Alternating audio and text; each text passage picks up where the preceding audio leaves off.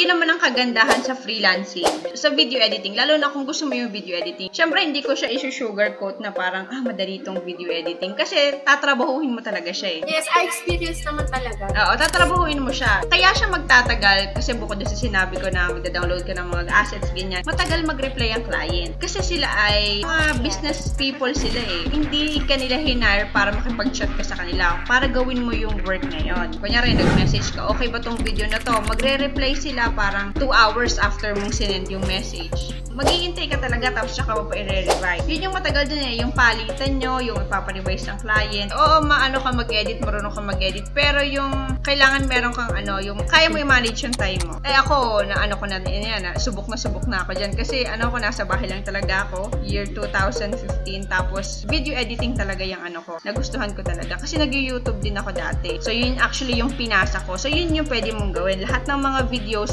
na naka-upload sa social media, pwede mo silang i-send sa client.